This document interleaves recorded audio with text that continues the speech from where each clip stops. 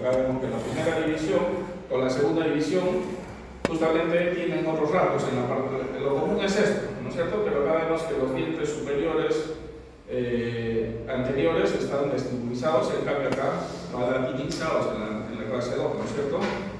Palatinizados los centrales, a veces hasta los laterales, y el canino es el que está destinguizado, ¿ya? Entonces esa es la variante que hay entre clase 2 y clase 1. Clase 2, primera división y segunda división, perdón. ¿Ya? Entonces, lo que nos va a interesar ahorita, justo vieron en el título del tema de hoy día, era que era clase 2, primera división, porque es la que tiene más prevalencia, ¿no es cierto? La otra es de mínima prevalencia. Entonces, por eso es lo que vamos a ver que hay las características de ambas, las vamos a comparar también, pero más nos vamos a abocar a lo que es la clase 2, primera división. ¿Ya? Entonces, muchos autores decían que no solo era ver en el plano sagital, ¿no es cierto?, antero posterior, sino que también hay que analizar esta maloclusión clase 2 en los demás sentidos del espacio, ¿no? En una relación frontal, en una relación transversal. ¿Ya? Entonces, no solo la relación sagital, sino también un análisis en el plano transversal y vertical, lo cual permitiría un diagnóstico correcto. No tenemos que diagnosticar en los tres planos del espacio para hacer un diagnóstico correcto. No solo nos debemos basar en sentido antero-posterior. Y acá vemos en este gráfico cuál era la norma oclusión, ¿no es cierto? Siempre, si venimos acá al primer molar inferior con el primer molar superior, el surco del inferior coincide con la cúspide del surco inferior con la cúspide del superior, perdón, ¿no es cierto? Entonces esa es una relación molar normal, eso lo llamamos norma oclusión. Y vemos qué ocurre entonces cuando nos vamos a la relación clase 2. Vemos que este molar se va hacia distal, por eso se llama disto-oclusión, ¿ya? Entonces vemos que la cúspide ya no está con el surco, ¿no es cierto? Se ha retrocedido todo. Se habla de desde que el media cúspide se retrocede y ya cambia a clase 2, ¿ya? Entonces ahí vemos cómo es la relación. Esto ya lo hemos visto en la clase 1, estamos repitiendo solo para acordarnos. Igual los patrones los vimos para comparar que era el patrón clase 1, ¿no? Había una relación normal, facial normal. La clase 2 vemos que la mandíbula está retrocedida, ¿no es cierto? Y la clase 3 es todo lo contrario, la mandíbula está protuida, ¿no? Acá protuida y acá protuida. Acá vemos una imagen que solo compara la clase 1 con la clase 2, ¿no? La clase 1, y acá vemos cómo esto está más retrocedido, ¿no es cierto? Está en la prognasia o retruido, ¿ya? Esto lo hacen con imágenes que las han modificado así en computadora como para que den la apariencia, ¿no? Les contaba yo de que había un caso de, generalmente como se estudian estos casos en gemelos, ¿no? Que ha sido tratado por diferentes odontólogos. Uno puede acabar así en clase 1 y el otro puede acabar en clase 2, de malogrado con el perfil, ¿no? Hablamos de eso, que eso se ha dado en casos que se pueden verificar cuando han sido tratados algunos gemelos. Ahora sí, nos vamos a la etiología de la maloclusión clase 2. Las maloclusiones son de origen multifactorial, ¿no? Igual que la clase 1 decíamos es multifactorial, igual la clase 3 también es multifactorial, intervienen muchos factores en la causa de esta maloclusión, ¿no? En la etiología.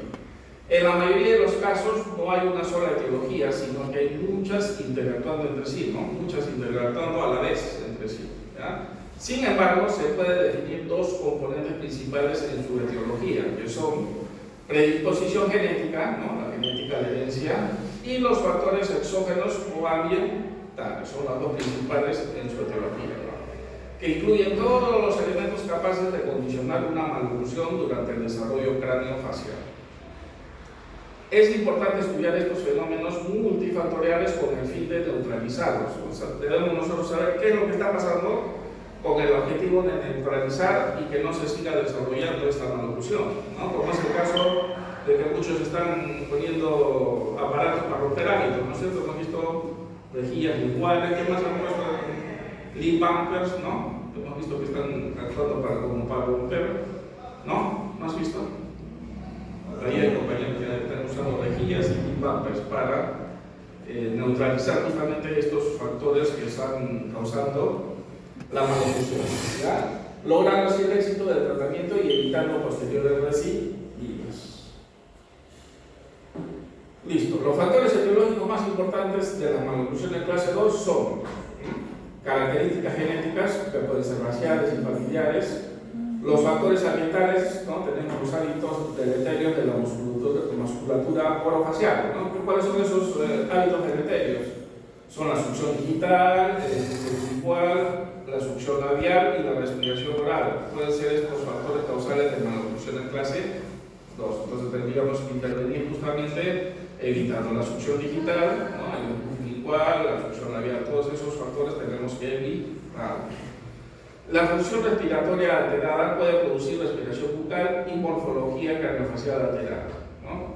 Si solo respiramos por la boca y no respiramos por la nariz porque tenemos los cornetes de repente que nos están atrapando y no nos dejan respirar bien por la nariz, si solo tenemos respiración bucal, se va a desarrollar el cráneo de una forma alterada, ¿no? Cuando ustedes habrán visto esos pacientes que veíamos que su paladar estaba así bien profundo, ellos son porque generalmente tienen solo respiración bucal y estimulan el paso del aire, así estimula que el paladar así crezca en esa forma bien profunda, ¿no? Entonces el cráneo, el maxilar superior se desarrolla en sentido vertical y no en transversal ni horizontal, ¿no? Entonces eso nos puede llevar a malnutrición de clase 2.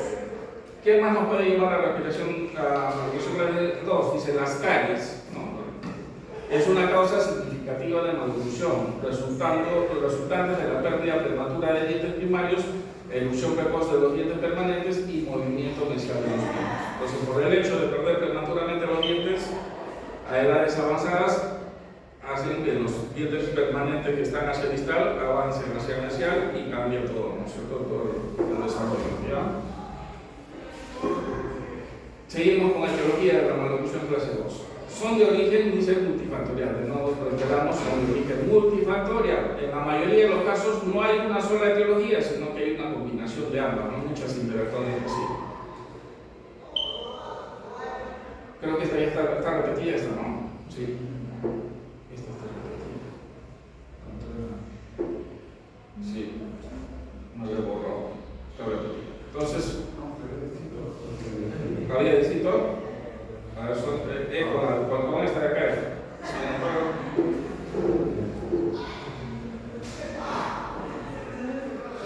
Es esta. ¿Ya? Epidemiología. Ahora vamos a pasar a la epidemiología de la malnutrición clase 2. Dice, la prevalencia de la malnutrición y la distribución de los diferentes tipos varía en función de las razas y etnias. Y tal igual que lo vimos cuando hicimos malnutrición clase 1, ¿no? Y vimos que en la clase 1 la predominante era la raza negra. Ahora que estamos desarrollando clase 2, vemos que en la clase 2 la raza blanca es la de mayor prevalencia de la clase 2, ¿no? Entonces en la raza blanca es la que va a haber mayor prevalencia.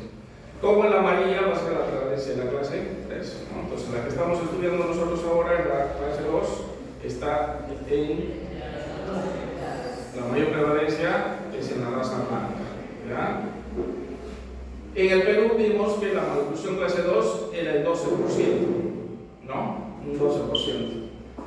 Y en Tana, vimos en un estudio en Tana, que la clase 2, la división primera que es la que estamos estudiando era el 13% y la división 2, 0,41%. Entonces, siempre la clase 2 es la de segunda prevalencia, ¿ya? Es la segunda porque la clase 3 es la última, pero si vemos entre división primera y división segunda, vemos que la división primera es del mayor.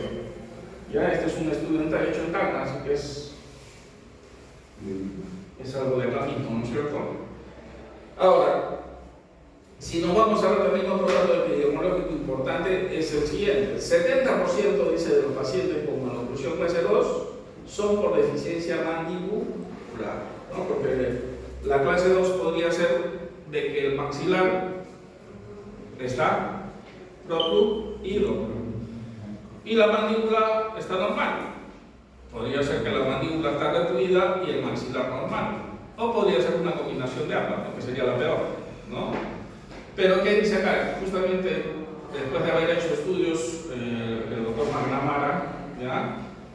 dice que el 70% de los casos que él encontró es que los pacientes con maloclusión clase 2 son por deficiencia de la mandíbula, ¿ya? Y es el peor de los casos en tratar, ¿no? Cuando tenemos deficiencia de la mandíbula.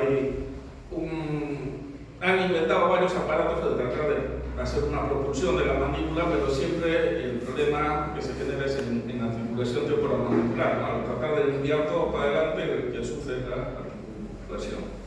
Como en la clase 3, al tratar también de evitar de que avance la mandíbula, también malogramos la articulación, ¿ya? Entonces, cuando el problema es en la mandíbula, es de difícil solución. Mejor es cuando el problema es en la maxila, y sí se puede trabajar más fácil. ¿Ya? Todos sus aparatos que ustedes van a confeccionar mayormente trabajan en maxila, muy pocos en mandíbula. Mandíbula es más difícil trabajar, ¿ya? Entonces, es algo que deben tener en cuenta desde ahora, ¿ya? Entonces, ese dato es importante, ¿ya? Ahora, características de la maloclusión clase 2. La maloclusión clase 2 se caracteriza por la relación distal de la arcada deltoides. Estamos repite y repite lo mismo. Es una relación distal. No, el día del examen ponen al revés, relación mesial. Vamos por aquí, que repito. Ya, la maloclusión clase 2 se caracteriza por la relación distal de ¿qué? De la arcada dentaria mandibular, o sea, el inferior con respecto a la del superior, la maxilar, ¿ya? Tomando como referencia el surco mesiovestibular del primer molar mandibular, ocluyendo distal a la cúspide mesiovestibular del primer molar maxilar, ¿no? Esa es la característica. Y vemos acá que en media cúspide más o menos lo que ha avanzado, ¿no es cierto? Media cúspide. ¿Ya? Y ahí ya lo consideramos clase 2. ¿Ya? Entonces vemos, mayormente cuando ustedes a simple vista ven una relación de clase 2, es que justamente canino va a coincidir con canino, primer premolar con primer premolar, segundo premolar con segundo y molar con molar. ¿Ven cómo coincide casi diente con diente? Cuando no es así, ¿no es cierto? Tiene que ser un diente con dos dientes, ¿no es cierto? En el caso de este diente debería coincidir con este diente y con este otro diente. Este de acá con este y con este. No, este con este y con este, pero no, acá vemos que es uno con uno.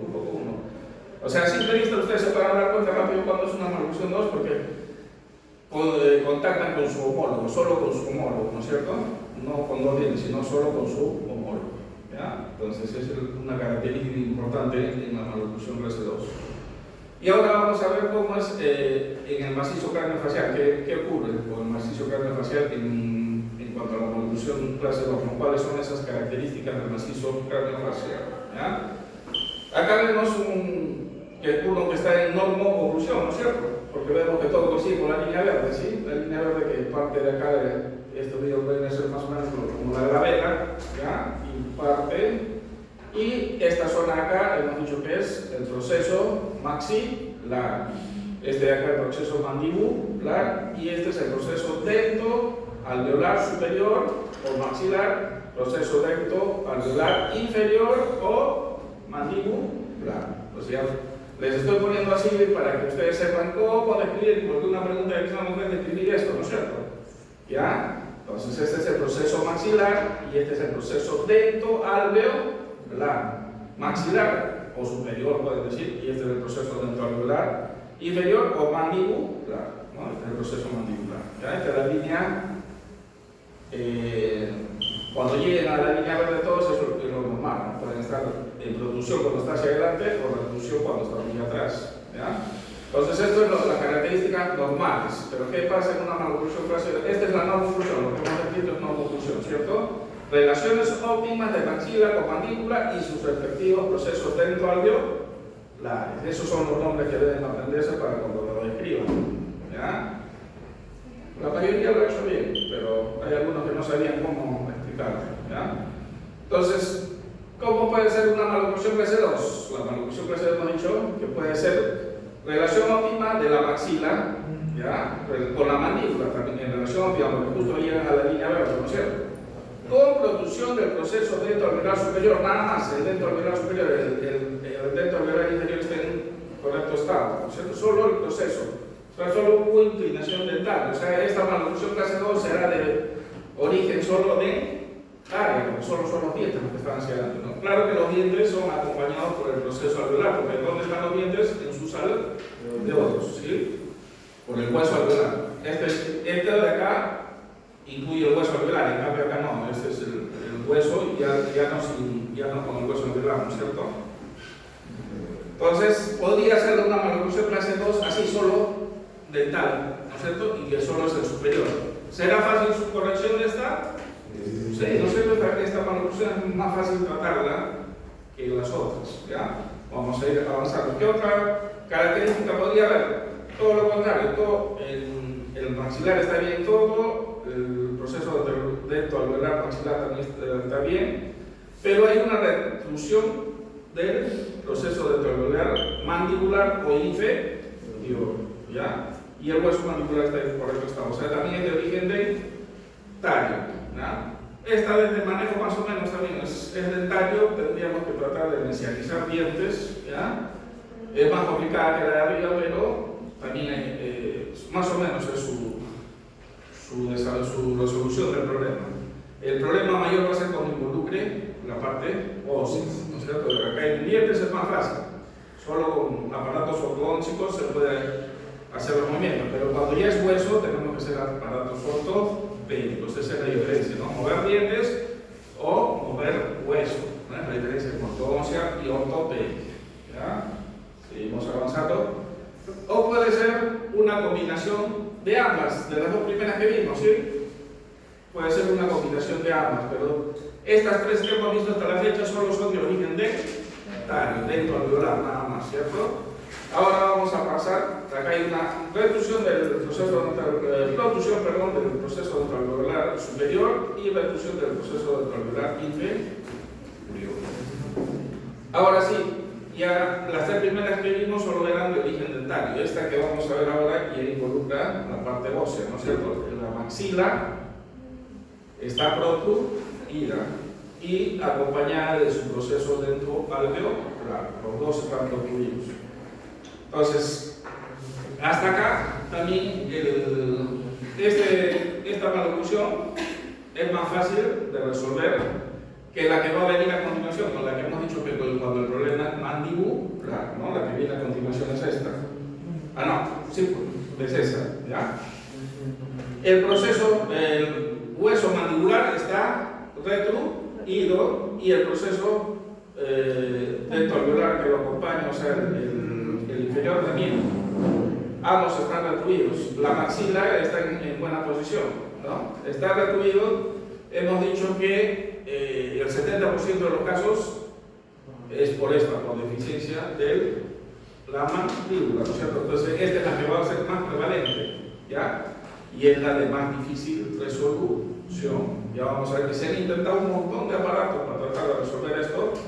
Hay algunos que han funcionado más o menos, pero si uno ve como que el hueso y los dientes ya llegan a su correcta posición, pero después estudian el ATM, qué le ha pasado a la articulación, ¿no? Porque lo que sucede es que muchas veces valoramos la articulación temporal, ¿no? Entonces, hasta acá, esta es la del menor, de un pronóstico ya más reservado para el tratamiento, ¿no es cierto? Las otras son más fáciles de tratar, esta es la de más difícil de tratamiento. Y también puede ser una combinación de ambas, que esta sería la peor, ¿no es cierto? La peor de todas, porque esto podríamos trabajar acá si es fácil, pero acá también es difícil, ¿no es cierto? Entonces, podría ser la combinación de ambas, ¿ya? Entonces, tenemos de origen solo dentario y también la de origen esquelético, ¿no? Ya hemos hecho la combinación de todas las maloclusiones de clase 2, todas las características. Entonces, en el examen, cuando venga cualquier dibujo de estos, ustedes van a poder ya resolverlo, ¿no? Sí, bueno. Sí. Ahora ya lo van a poder desarrollar, dicen en reclusión, sí, pero ahora la pregunta va a decir, ¿cuál es la de más fácil? ¿Esta maloclusión es de manejo fácil o manejo sencillo? Y ahí ya se... Eso ya no lo entendieron. Sí. ¿Ah? Sí. ¿Sí han entendido? No se van a olvidar de aquí estando en su casa. Estudien razonando, a mí se conoce el razonamiento, solo hay que razonar, no es aprenderse de memoria las cosas. ¿Ya? Entonces ya hemos visto la clasificación de la maloclusión, ¿no? Teniendo en cuenta, dice, las características faciales, esqueléticas, dentales e interacto y funcionales que acompañan a la reproducción a clase 2 se pueden dividir en las que hemos visto, la clase 2 primera división o división primera y la clase 2 segunda división o división segunda. ¿Ya? En cualquier orden se pronuncia, hay diferentes autores hablan de la clase 2. Entonces vamos a ver cómo es la clase 2 división primera. Dice, la malocclusión incluye incisivos superiores inclinados hacia el vestibular, como vimos en la figura que comparaba las dos. Los incisivos superiores están vestibulizados, ¿verdad? Un aumento de la sobremordida horizontal con o sin una arcada superior relativamente estrecha. Puede haber o no una arcada superior estrecha, ¿no es cierto? Verticalmente puede variar de una sobremordida profunda a una mordida abierta. Se puede ver esas variaciones, una mordida profunda a una mordida abierta, que puede dar las dos alternativas. Sagitalmente se encuentra una relación distal de los maxilares, ese es el arco. Eso es lo común que puede haber, ¿no es cierto?, en la clase 2. Ahora, ¿cómo es una clase 2 división segunda? Este tipo de malocclusión se caracteriza por tener excesiva inclinación lingual de los incisivos centrales superiores. O sea, todo lo contrario. En la división primera estaban vestibulizados, en estas están los incisivos, en especial los centrales, están lingualizados, ¿no? Pueden ser los incisivos centrales superiores, como también pueden ser los acompañados de los laterales más, ¿ya?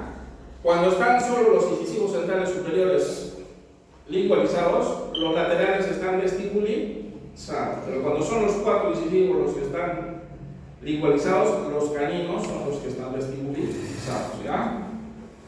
En algunos casos, tanto la central y los incisivos laterales están inclinados hacia el palatino y los caninos hacia el vestibular, ¿no? Es lo que les he dicho, ¿no? Si solo los centrales están lingualizados, los laterales son los que están vestibulizados. Pero si son los cuatro, o sea, los dos centrales más los dos laterales están lingualizados, el canino es el que está vestibulizado, ¿ya? Es acompañado a menudo por una mordida profunda y horizontal mínima. En el otro podría ser mordida profunda o mordida abierta. En este de la división segunda solo es mordida profunda, ¿ya? En los casos con extrema sobremordida, los bordes incisales de los incisivos inferiores pueden ponerse en contacto con los tejidos blandos del paladar o los tejidos gingivales. O sea, puede chocar con el paladar o con la gingiva, ¿ya?, de los labiales inferiores. Pueden ser también lesionados por la inclinación excesiva de los incisivos superiores. Sagitalmente se encuentra una relación distal de los maxilares. O sea, en sagitalmente siempre vamos a encontrar esa relación distal, ¿no? Porque la característica común de la clase 2, ¿ya? Los molares están en relación distal. ¿Qué más encontramos en la clasificación de esta malocclusión? Con las malocclusiones clase 2, división primera o segunda, la relación molar puede ser unilateral o bilateral. Puede darse el caso, como ustedes cuando han hecho la exposición de sus casos clínicos, que la relación molar de un lado estaba en clase 2 y la del otro lado estaba normal, ¿no? Entonces puede darse esos casos, dice que solo sea unilateral, ¿ya? Puede ser unilateral como también puede ser bilateral. Ahora, en los casos que es unilateral, ¿cómo se denomina? ¿Cuál es la diferencia? Pero acá vamos a ver en la segunda parte. Dice, los casos unilaterales se clasifican como clase 2 subdivisión, ¿ya? Entonces, cuando ustedes vean que la relación molar clase 2 solo es en un lado, entonces dicen, ya, entonces se llama clase 2, pero se llama clase 2 subdivisión, porque solo está en un lado, ¿ya? ¿Y en qué lado está la falla? ¿Está en la derecha o está en la izquierda? Si la relación clase 2 está en la derecha, se llama clase 2 subdivisión de derecha, ¿ya? Y si está en la izquierda, será clase 2 subdivisión izquierda. La clase 1, la clase 2 tiene subdivisión, ¿no es cierto? Porque puede ser derecha o izquierda, porque es cuando es unilateral. Cuando es unilateral se llama subdivisión. Entonces ustedes dicen clase 2, subdivisión, derecha o izquierda, ¿ya? La clase 3 tendrá subdivisión. La verdad, sonemos. Porque acá dice es para casos unilaterales. Claro, igual, la clase, en un lado hay clase 3 y en el otro está normal, ¿no es cierto? En el otro lado está normal. Entonces, igual, la clase 3 también tendría subdivisión y también sería derecha o izquierda, depende de dónde esté la clase 3. La clase 1 tendrá subdivisión. ¿Cómo sería? La clase 1 subdivisión. subdivisión? Es para casos unilaterales, dice, ¿no es cierto? Entonces, en un lado está clase 1 y en el otro está normal, ¿no? Pero normal, ¿qué es? Es lo mismo, clase 1. Entonces, ¿hay unilateral? No. ¿Ya? Esa es una pregunta de examen y siempre me han puesto mal la respuesta. Siempre se equivoca, es una agarrada, le digo, ¿cómo es la clase 1 unilateral? Describe la clase 1 subdivisión. Y me describen, en un lado está la clase 1 y en el otro está normal. Pero normal, ¿cómo era normal? Es lo mismo, es 1, clase 1, ¿no es cierto? Entonces no existe, ¿no? La respuesta correcta es no existe. Todo siempre todos me la describen así, de clase 1 y la otra es normal. ¿Ya? Entonces, los que han escuchado ya saben cómo responder. Los que no han venido, lo malo que esa pregunta viene en botón seguro. Ya ustedes ya pasaron. Listo, entonces acá vamos en este cuadro, vamos a ver, como dijimos anteriormente, características faciales, características esqueléticas, vamos a ver las diferencias entre la división primera y la división segunda. ¿Qué características hay? ¿Ya? Entre las características faciales, dice, la primera división tiene un perfil convexo, moderado o severo. En la clase 2, segunda división, tiene el perfil recto o levemente convexo. ¿Ya? Esa es la diferencia. La clase 2, división primera, convexo, pero dice de moderado a severo. En la otra es recto, pero también puede ser convexo, pero levemente convexo. ¿Ya? Esa es la diferencia entre uno y dos. Otra característica facial, el tercio inferior está aumentado en la primera división. En cambio, el tercio inferior es normal o disminuido en la segunda división. ¿Ha visto que son clase 2, pero hay diferencias entre la primera y segunda? Otra característica facial es que hay incompetencia labial en la división primera. En cambio, en la división segunda hay competencia labial o sobresellado. También, todo lo contrario, ¿no? Hay cosas diferentes acá. ¿Ya? Otra característica facial, el ángulo goniaco está abierto y en la clase 2, segunda división, el ángulo goniaco es recto. ¿Ya? La división primera tenemos un surco mentolabial poco definido, en cambio en la división segunda un surco mentolabial profundo. Ahora vamos a ver características esqueléticas de ambas, que nos diferencian a ambas divisiones, primera y segunda.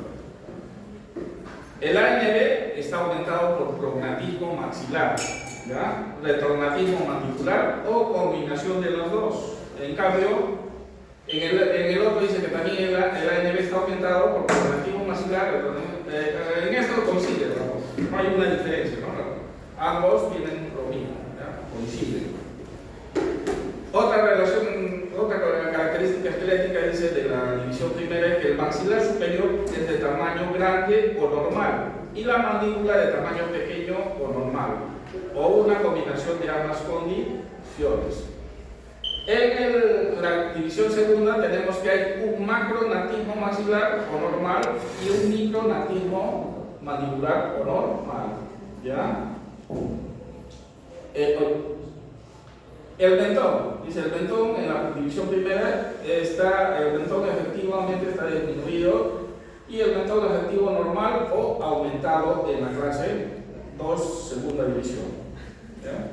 El patrón vertical está normal o hiperdivergente y el patrón vertical está hipodivergente en la segunda división. ¿Ya? El ángulo guanerco está aumentado en la primera y disminuido en la segunda.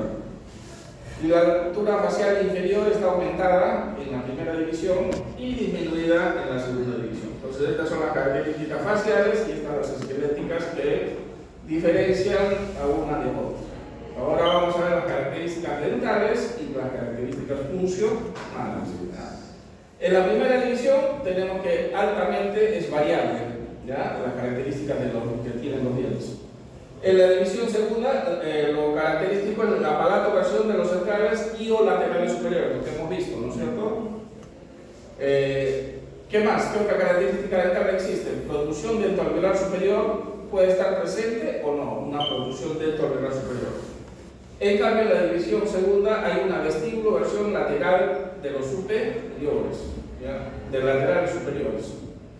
En la primera división hay vestíbulo versión de anteriores inferiores y en la división segunda hay una limbo versión de anteriores inferiores. En la primera división el apiñamiento es variable y en la segunda el apiñamiento va de severo a moderado, tanto superior como inferior. ¿Ya? La división primera es sobremordida horizontal aumentada y en la segunda división es una sobremordida horizontal disminuida. En la primera división hay una mordida abierta o una mordida normal y en la segunda división la mordida es más bien profunda. ¿Ya? Las relaciones molares y caninas en ambos casos son de clase 2, es lo que coincide, ¿no es cierto? Ahora, funcionalmente, ¿qué características funcionales hay? La incompetencia labial en la primera división y el sobreestrellado labial, todo lo contrario, ¿no es cierto? En la división segunda. Hipertonía del mentón y hipertonía de los maceteros en la segunda división, ¿ya? Y otra característica que hay en la primera división es la interposición labial. ¿Ya? Entonces, esas son las características que nos diferencian a la clase 2 de la clase 2 primera división y segunda división. ¿Ya? Han visto que la primera división es la de más prevalencia y la que más vamos a estudiar y vamos a desarrollar cuáles son sus tratamientos. Las maloclusiones se deben analizar en todos los planos del espacio ya que pueden presentar varios hallazgos combinados, ¿no? Entonces, si analizamos el plano transversal, vamos a encontrar que hay mordillas cruzadas, mordillas de tijera, alteraciones de la línea media. Si analizamos el plano vertical, vamos a ver si hay mordillas profundas, mordillas abiertas, hipo o hiperdivergencias. Y el plano posterior, lo que ya hemos visto, ¿no? Mordillas de posición o volumen, prognatismo, retrognatismo, macrognatismo, micro y macrognatismo, ¿cierto? Entonces, sigamos avanzando. Ahora ya llegamos al diagnóstico. Cuando hemos hablado de todas las diapositivas, siempre cuando llegamos al diagnóstico hemos dicho que el diagnóstico es la parte más importante de todo, ¿no es cierto? Hay que aprender a diagnosticar, es lo principal. El diagnóstico es lo principal para saber tratar una maloclusión, ¿ya? Las maloclusiones de clase 2 si se tienen componentes dentales, esqueléticos y o funcionales. Esta también era pregunta de examen, creo, ¿no? También siempre pregunta de examen entre dentales, esqueléticos y funcionales. ¿Ya? De acuerdo al análisis esquelético del cambio cruzal en los planos sagital, vertical y transversal, las maloclusiones clase 2 se pueden clasificar en maloclusión clase 2 dental, maloclusión clase 2 dentoalveolar y maloclusión clase 2 esquelética, ¿no? Entonces, no pueden ser solo de origen dental, de origen dentoalveolar y de origen esquelético. Como no me lo está llegando hasta acá. Ya, entonces hay de las tres, ¿no? Dental, dentoalveolar y esqueléticas. Entonces vamos a tener que saber nosotros cómo resolver. Primero diagnosticar si es dental tendrá un tipo de tratamiento. Si es dentoalveolar tendrá otro tipo y si es esquelético otro tipo de tratamiento, ¿no es cierto?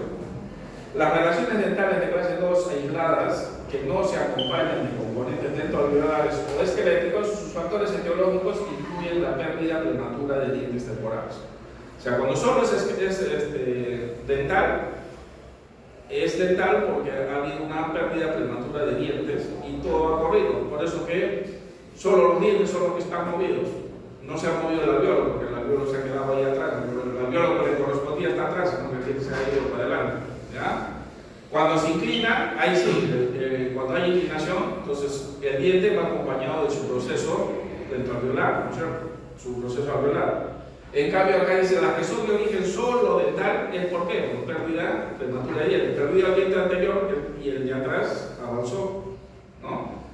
El alveolo no se ha modificado, solo el diente es el que ha avanzado. Entonces, es una clase 2 solo de origen dental, ¿verdad?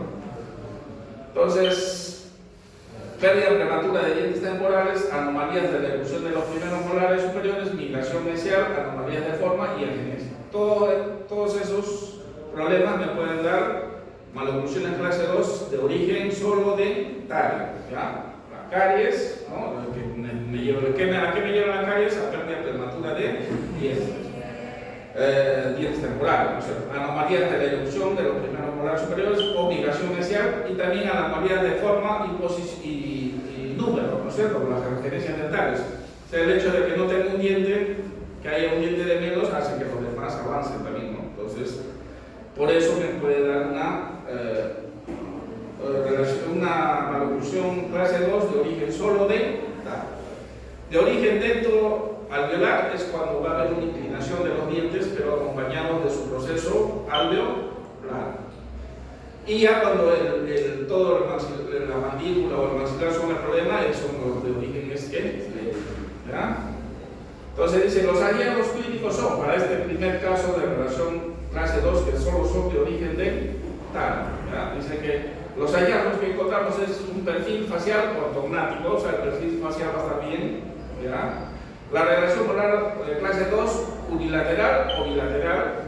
En la relación molar de clase 2, la cúspide mesovestibular del primer molar superior ocluye desear el surco mesovestibular del primer molar inferior. Las relaciones caninas también van a ser de clase 1 o de clase 2. Puede dar o clase 1 o clase 2. Los caninos se encuentran en relación de clase 2 cuando la cúspide del canino superior se encuentra en posición mesial con la relación al espacio interdental del canino inferior y primer premolar inferior. Hay malposiciones dentales aisladas, vamos a encontrar malposiciones aisladas, ¿no? En esta clase 2 de origen solo dental. Las de origen dentoalveolar, la clase 2 dentoalveolares. Dice, las maloclusiones clase 2 dentoalveolares tienen relación distal de los dientes inferiores en relación con la de los dientes maxilares de más de la mitad de la anchura de una cúspide, ¿no? Más de la mitad de la anchura de una cúspide ya se considera que se haya ido hacia distal, ya se considera clase 2. ¿Ya? Las relaciones molares y caninas son clase 2 y se acompañan de alteraciones de las inclinaciones de los dientes anteriores, superiores e inferiores, las cuales pueden variar entre protrusión dentoalveolar superior, protrusión dentoalveolar inferior o una combinación de ambos, ¿no es cierto? Los maxilares se encuentran bien posicionados en sentido sagital, por lo cual se encuentran un perfil ortognático con posibles alteraciones del labio superior e inferior de acuerdo a la teología. Entonces dice que esqueléticamente estamos bien, estamos ortognáticos, ¿no es cierto? Porque a la mandíbula y a la maxilar no le pasa nada, son los procesos dentoalveolares los que están inclinados.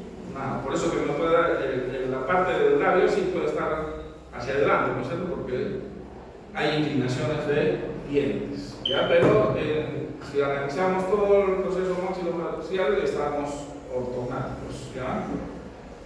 Y ahora sí vamos a hacer la clase 2 esquelética.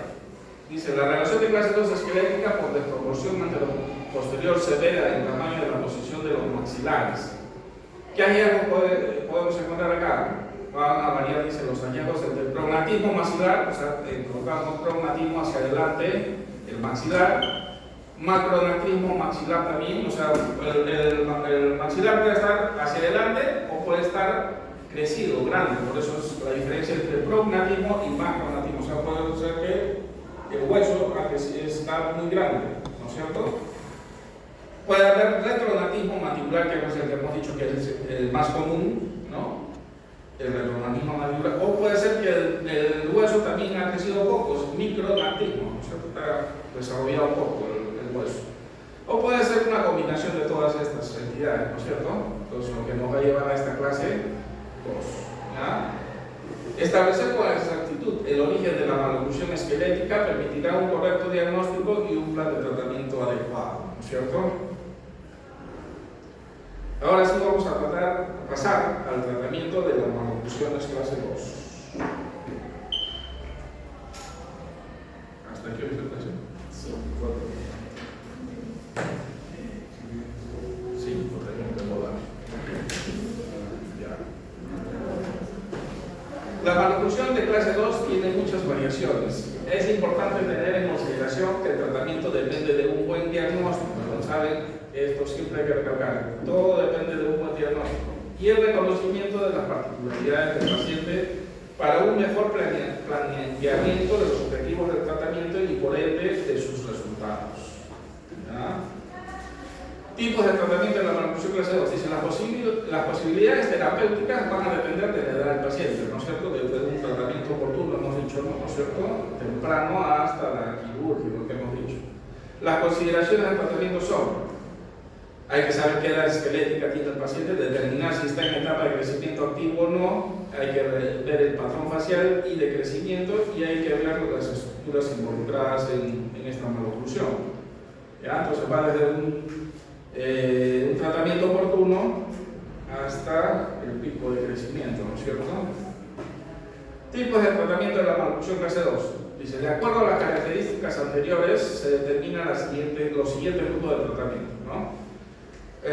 Tratamiento de maloclusión clase 2 para la maloclusión clase 2 que solo es de origen dental, ¿ya? Entonces, ese tratamiento de la maloclusión de clase 2 solo dental va a poder ser en dentición mixta, va a poder ser hecha en dentición temprana y también en dentición permanente, ¿ya? El tratamiento de la maloclusión clase 2 dentoalveolar puede ser en dentición temporal y mixta y también en la dentición permanente.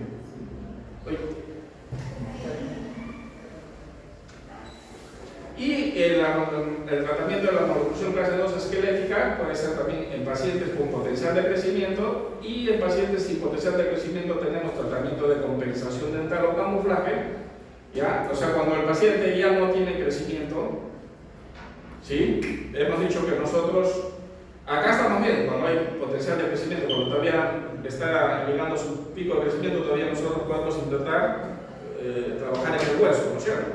Pero cuando ya no tiene potencial de crecimiento, tenemos dos opciones en el tratamiento: tratamiento de compensación dental o camuflaje y tratamiento ortodóncico quirúrgico, ¿no? El ortodóncico quirúrgico va a haber una fase ortodóncica, una parte quirúrgica, el cirujano automático hará cortará la mandíbula a este nivel, aumentará y trasladará la mandíbula hacia adelante, ¿no? Para que el hueso crezca en este nivel. ¿Ya? Entonces lo va a trasladar hacia adelante, el hueso va a crecer, ¿no? Y posterior a la intervención quirúrgica hay una segunda etapa ortodóntica, ¿no? Ortodóntica, de nuevo con plaques. ¿Está corriendo la lista? ¿O es como la vez pasada que ahí va a haber gente que no se va a notar? ¿Cuántos hay? 16, y hay 16, ¿no? ¿Cuál será la lista? En la clase 3 vamos a encontrar lo mismo. En la clase 3 va a haber tratamientos de compensación. O sea, cuando yo no puedo trabajar en el hueso, cuando yo ya no puedo estimular el crecimiento del hueso, yo puedo hacer las dos cosas: o tratamiento de compensación o tratamiento ortodóncico quirúrgico. Que en la clase 3 es todo lo contrario, ¿no? Yo corto hueso para llevar la mandíbula hacia atrás. En la otra, corto hueso implantado hacia adelante y pongo acá unas placas con unos tornillos para que ahí crezca el hueso más bien y estén a nivel los dos, ¿ya? Pero ¿en qué consiste el tratamiento de compensación? El tratamiento de compensación es de que yo no voy a trabajar en el hueso, yo solo voy a inclinar los dientes tratando de que mejorar un poco las relaciones oclusales, ¿no es cierto? La mordida. Ustedes van a ver pacientes de clase 3 que sus dientes los tienen un poco para acá y los de acá un poco para acá, y se va a ver raro, pero sí se los tienen a las sonrisas y van a estar normal los dientes, ¿no? Pero siempre las inclinaciones no las que varían, ¿no? Y el hueso, ustedes el perfil, todo eso van a ver, son tratamientos de compensación. No es lo óptimo, pero siquiera logra que la mordida esté mejor, ¿no? No es lo óptimo, ¿ya? Entonces, pero sí hay tratamientos de compensación, tanto en la clase 2 como en la clase 3, ¿no? En la clase 2 van a ver todo lo... En la clase 3 vienen los superiores así y los inferiores así se buscan, ¿no? Y la mandíbula acá adelante. En la clase 2 todo lo contrario, van a encontrar los dientes superiores palatinizados y los inferiores un poco hacia adelante, ¿ya? Entonces hay tratamientos de compensación en que a veces el paciente no quiere una operación quirúrgica o no tiene medios económicos, o hay muchos por el miedo también a entrar, porque en la sala hay riesgo, ¿no es cierto?, de no salir de la sala, o sea, sales de frente a un cajón, ¿no? Entonces, hay pacientes que solo se hacen los tratamientos de compensación, ¿ya? Entonces, Toda esta gama es de acuerdo a si es de origen dental, si es de origen dental alveolar y si es de origen esquelético. Tenemos estas variantes de tratamiento. Entonces lo vamos a desarrollar acá. Tratamiento de maloclusión de la clase 2 solo dental. ¿Ya? Dice, etiología, dice pérdida prematura de dientes, ya lo hemos visto, estamos recalcando, ¿no? De los dientes temporales se pierde. ¿Por qué se pierden prematuramente? Por caries, ¿no? Anomalías de la erupción de los primeros molares superiores, migración mesial, anomalías de forma, agenencias dentales. O sea, esas son las causas de una maloclusión clase 2 dental. El objetivo de este tratamiento de la maloclusión dice que es garantizar la relación canina y molar clase 1 en dentición permanente. O sea, lo que nosotros debemos llevar si ya vemos que hay una maloclusión clase 2 dental, de origen dental, entonces tendremos de nosotros tratar de llevar a que haya una relación canina clase 1 y una relación molar clase 1 cuando venga la dentición permanente, porque acá estamos en dentición temporal, ¿no es cierto? Entonces tratar de corregir para que la dentición permanente salga en buen estado. Entonces tenemos que movilizar algunos dientes, ¿no es cierto?, para que llevara eso. ¿Ya? Tendríamos que tener un plano terminal recto o escalón mesial leve en temporal para lograr llevar esto a una relación clase 1, ¿no es cierto?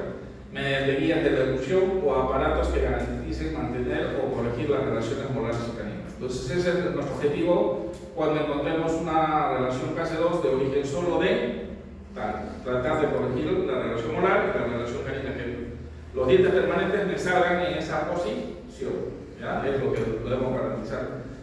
Por eso que desde temprano, el objetivo, buscar ese objetivo desde temprano. ¿Ya?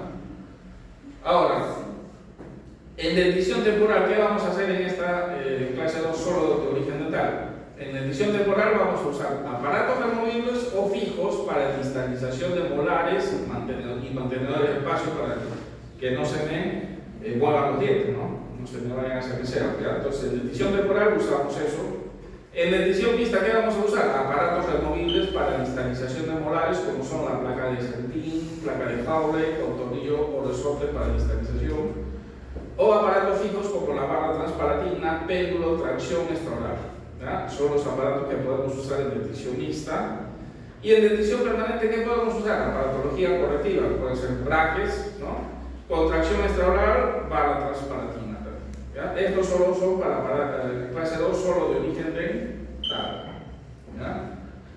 Ahora vamos a ver la maloclusión clase dentoalveolar. ¿Cuál es el objetivo del tratamiento de esta maloclusión clase 2 dentoalveolar? Dice, el objetivo es corregir la corrección de la relación clase 2 dentoalveolar por medio del control de factores etiológicos, como son los hábitos que favorecen la maloclusión, que es la succión digital, la succión labial, la destrucción atípica. Y posteriormente la corrección de la estructura involucrada con la reducción dentoalveolar superior y o reducción dentoalveolar inferior o alteraciones transversales. ¿Ya? Entonces vemos porque justamente este es uno de los mal hábitos, la succión digital. ¿Ya? Succión digital, la succión labial la vemos acá, los pacientes que están succionando sus labios inferior también nos lleva a una clase 2. Esto nos lleva a una clase 2, esto también nos lleva a una clase 2. Y el otro problema es la deglución atípica, en la que interponemos la lengua, cuando vamos a deglutir sacamos la lengua. Entonces todo eso nos lleva a una clase 2 dentoalveolar. Entonces hay que tratar de evitar y corregir esos malos hábitos. En esta maloclusión clase 2 dentoalveolar, ¿qué tratamientos van a haber? En dentición temporal podemos usar estos aparatos removibles o fijos para corrección de protrusión dentoalveolar superior o protrusión dentoalveolar inferior. Aparatos fijos o removibles para la corrección de hábitos deleterios. Aparatos removibles para corrección de discrepancias transversales, ejemplo, las placas de Hawley con tornillo de expansión transversal, que tenemos las placas de Hawley y placas de Hawley con tornillo. ¿Ya? Son los que están desarrollando ahora en la clínica, Varios han hecho estos aparatos, ¿sí? En dentición mixta, ¿qué podemos hacer si la maloclusión es de dentoalveolar? En dentición mixta podemos usar aparatos removibles o fijos que permitan la corrección del área afectada o la prevención de factores etiológicos. Terapia funcional, guía de deducción, aparatos para control de hábitos como la rejilla lingual, que es la que está acá, que hoy día instalamos una rejilla lingual, ¿no es cierto? ¿Sí? Por ahí un compañero. la voltereta labial, aparatos de expansión maxilar como el quad helix, el Hyrax, tornillos de expansión. Varios han hecho Hyrax, Haas, han hecho, ¿no es cierto? Tracción estatal para distalización de molares y control de crecimiento maxilar. Tracción, ¿quién va a ser tracción? Alicia, ¿no? Sí. Va a ser tracción, pero ella va a ser para mesianizar también, ¿no es cierto? Y aparatología correctiva de 4x2. ¿verdad? Todo esto podemos hacer en una dentición mixta. En una dentición permanente, ¿qué podemos hacer? Aparatología correctiva para la reducción dental alveolar superior y protrusión dental alveolar inferior. Evaluar el grado de discrepancia esquelética, definir discrepancia de espacio, definir necesidad de exodoncias superiores. Hemos visto que hay tratamientos que son con exodoncias, ¿no es cierto? Hemos dicho que hay tratamientos con exodoncias, pero eso lo determina cuando uno hace el análisis de predicción de espacio, de la carcasa. Ahí me va a definir si yo voy a necesitar. Definir necesito moderado, máximo o absoluto. ¿no? El absoluto se hace con los mini tornillos. ¿no? Aparatología correctiva. Entonces, esto hacemos en decisión permanente. Y ahora, cuando la maloclusión es clase 2 esquelética, ¿qué tratamientos podemos hacer? ¿no? Decisión temporal y mixta con potencial de crecimiento. Vimos dos, ¿no es cierto? Cuando era con potencial de crecimiento y la otra alternativa era sin potencial de crecimiento. Entonces, vamos a ver cuando todavía hay potencial de crecimiento. Dice, el tratamiento de la corrección de la discrepancia esquelética debe realizarse en periodo de crecimiento activo. McNamara, el doctor McNamara dice que habla de un momento ideal para el tratamiento de la clase 2, que sería el brote de crecimiento puberal, donde hay una mayor tasa de crecimiento por unidad de tiempo. En este caso dice, resulta útil usar radiografías de mano o de columna cervical, que ustedes ya han aprendido, ¿no? Para determinar la edad de crecimiento, ¿sí? Para determinar la etapa de maduración ósea. Sin embargo, discrepancias severas deben tratarse tan temprano como el paciente lo permita en cooperación con el asesor. Cuando una discrepancia es muy severa, hay que iniciar ya, cuanto antes, ¿ya? Sigamos con la maloclusión clase 2 esquelética. Dice, factores a tratar en el maxilar. Si el problema es en el maxilar, es más fácil, dijimos, ¿no es cierto? La mandíbula es la difícil, ¿verdad? Factores a tratar en el maxilar. Dice, redirigir el crecimiento hacia abajo y hacia adelante, inhibir la resialización dentoalveolar, distalar dentoalveolarmente, controlar el patrón de erupción, generar espacios por medio de extracciones o mecánicas de distalización, con anclaje esquelético favoreciendo el movimiento dental hacia distal. Eso hacemos en el maxilar superior. En la mandíbula, ¿qué vamos a tratar? Dice, estimulación del crecimiento y del posicionamiento anterior del cuerpo mandibular. Hay que tratar de llevar el cuerpo mandibular hacia adelante, ¿no? Mesializar dentoalveolarmente, controlar el patrón de reducción. Hemos visto que esto es más difícil. Trabajar en el maxilar es más fácil. En la mandíbula siempre es difícil, tanto en clase 2 como en clase 3. ¿ya? La 3 todavía es lo más difícil que la 2. ¿ya? Tratamientos de la maloclusión clase 2 esquelética. Los aparatos ortopédicos para la corrección de las maloclusiones clase 2 son múltiples y se deben seleccionar de acuerdo a las características individuales de cada paciente, teniendo en cuenta la etiología, las relaciones transversales, anteroposteriores y verticales, y su relación con la edad esquelética y el potencial de crecimiento de cada paciente. Existen varias opciones como son aparatos fijos, Jumper, Jasper, Forsus, Hermes, aparatos removibles como maxilares o bimaxilares como el Bionator, el activador de Simmons, Nepor, bloques gemelos, ¿no?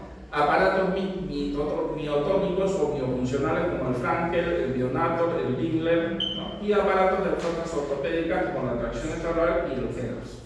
Ahorita vamos a ver acá esos aparatos. Todos estos aparatos tratan de propulsar y llevar hacia adelante la mandíbula, ¿no? Entonces, se anclan en el molar superior y todos tienen este dispositivo que viene acá. Han visto que se engancha acá y acá son diferentes, son estos justo los que han visto ustedes acá. ¿Dónde está? Acá están, ¿no es cierto? Este es el Jumper Jasper, este es el Hermes y este es el Forsus. Son de diferentes empresas, pero básicamente hacen lo mismo, ¿no es cierto? Tratan de proyectar esto hacia adelante, ¿ya? Tratan de proyectar la mandíbula que vaya toda la cara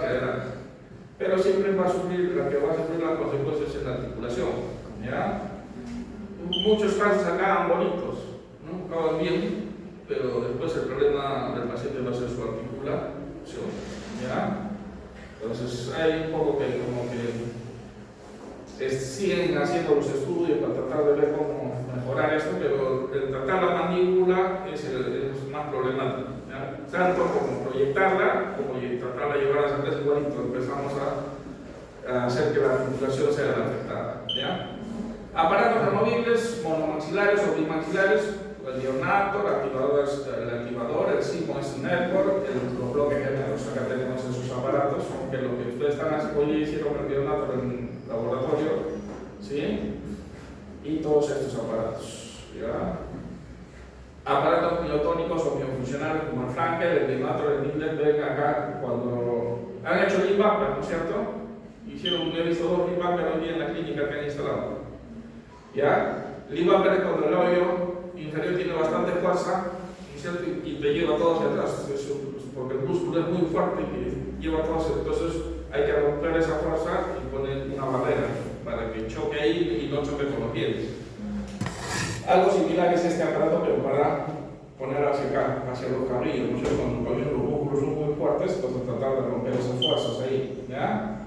Entonces tenemos ahí todos esos aparatos que podemos usar en la clase 2. Y acá tenemos esta de acá, en el que hemos dicho que trabajar en el maxilar o la maxila es más fácil, ¿no es cierto? Acá es lo contrario a lo que va a hacer Alicia, ¿no es cierto? Alicia va más bien a construir el maxilar. Este de acá, este arco de acá, es un arco de tracción extraoral, pero que lleva hacia atrás. La maxila, has visto que los ganchos están acá, ¿no es cierto? Y tienen un gancho acá, extraoralmente acá, donde va a ir un elástico, una cadena, y que va a jalar hacia atrás, ¿no? Sí. ¿Ya? El otro no, el otro, la máquina de Petit jala hacia adelante, ¿no es cierto? El que va a poner a Alicia. Ya entonces, porque ¿no es cierto? Sí. En cambio, esta clase 2, pero es de origen maxilar, que hemos dicho que es la de más fácil manejo. Con este arco extraoral sí se logran cambios. Nosotros empezamos a influir esto, ¿no? Jalamos hacia atrás y cuando solo es de origen de maxilar es más fácil, y con esto corregimos. Claro que hay que usar esta máscara, ¿no? Que a muchos no les gusta, pero con esto sí hay correcciones, ¿ya? Entonces, hemos visto que la clase 2 esquelética, los tratamientos, entonces ahora vamos a ver paciente de tensión permanente y el paciente ya no tiene potencial de crecimiento. Primero vimos con potencial de crecimiento, ahora vamos a ver sin potencial de crecimiento. Entonces, ¿qué se hace acá?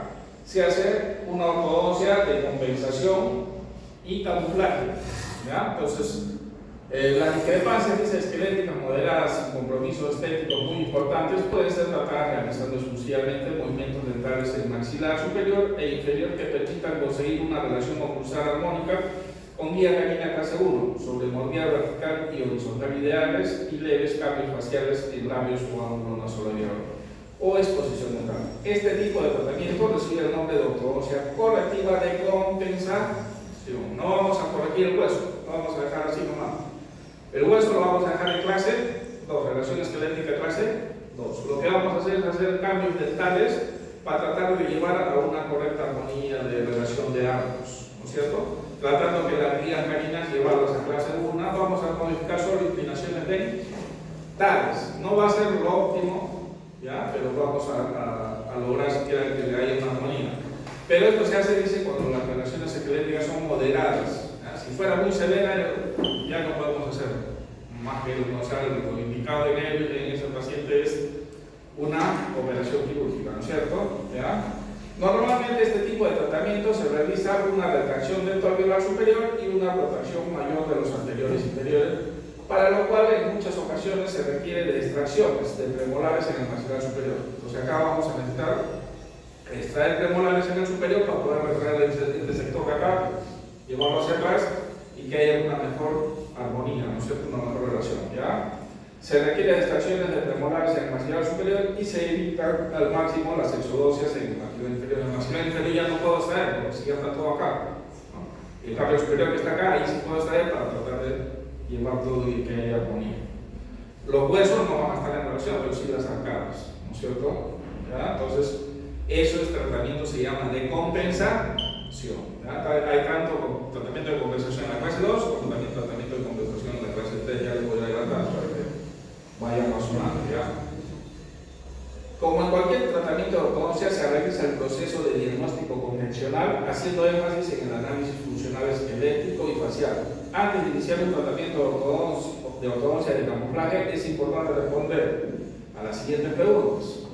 La discrepancia esquelética no requiere un cambio facial importante, eso debemos, ¿no? O sea, si ustedes ven esqueléticamente no está tan mala la relación esquelética, ¿no? Entonces no necesita, entonces se puede hacer una ortodoncia de camuflaje. Es posible lograr los movimientos dentales requeridos sin alejar las estructuras periodontales y dentales. O sea, puedo llevar a esa posición mis dientes sin alejar a que periodontalmente estén afectados, ¿no? De repente llevo mis dientes así en ese sitio y los dejo mal periodontalmente y después se quedan moviendo o se caen, ¿no? Entonces tenemos que ver si está entre los límites de moverlos, ¿ya? Los movimientos dentales propuestos serán estables si se considera que la compensación o el camuflaje es posible. Se plantean diagnósticos, objetivos y estrategias, así como la mecanoterapia para lograrlos. Entonces, hay que ver si los movimientos los puedo hacer, ¿no? Porque de repente es tanto lo que tengo que mover y inclinar los dientes que después periodontalmente los dejo afectados. ¿Ya? Los saco de su alveolo. Hay algunas personas que sacan a los dientes del alveolo, ya los inclinan mucho. Y el último, que es el tratamiento de ortodoncia y cirugía ortognática combinado, ¿no es cierto? Dice, no es posible corregir las discrepancias esqueléticas clase 2 severas con un tratamiento ortodóntico exclusivamente, ¿no? La severa, dijimos que hasta moderado podríamos hacer camuflaje, pero la severa ya no, hay que hacer, y ahí hay que hacer una cirugía ortognática, ¿ya? Pero la cirugía ortognática, hemos dicho que hay un tratamiento ortodóntico previo, se hace la cirugía ortognática y después un tratamiento ortodóntico posterior, ¿ya? Son tres fases las que hay que hacer. Debido a que los resultados no serían estables y podrían ponerse en riesgo la salud periodontal de la articulación temporomandibular y de la función. En estos casos, el tratamiento de reversión es un manejo combinado de ortodoncia y cirugía maxilofacial, ¿ya? Cuando ya es severo, ¿sí? Entonces no me queda otra alternativa que la cirugía. Un tratamiento de ortodoncia correctiva con fines quirúrgicos tiene como objetivo corregir las compensaciones dentales del maxilar superior e inferior para crear una discrepancia dental que permita la ejecución de una cirugía maxilofacial en la cual se movilizarán los segmentos maxilares y así corregir la discrepancia esquelética oclusal y dental. Requiere de una fase de ortodoncia prequirúrgica con duración aproximadamente de 2 años la cirugía y una fase de ortodoncia postquirúrgica. Son 3 fases. Los procedimientos quirúrgicos más comunes para la corrección de maloclusiones clase 2 esqueléticas son avance mandibular, endoplastía de avance, osteotomía segmental.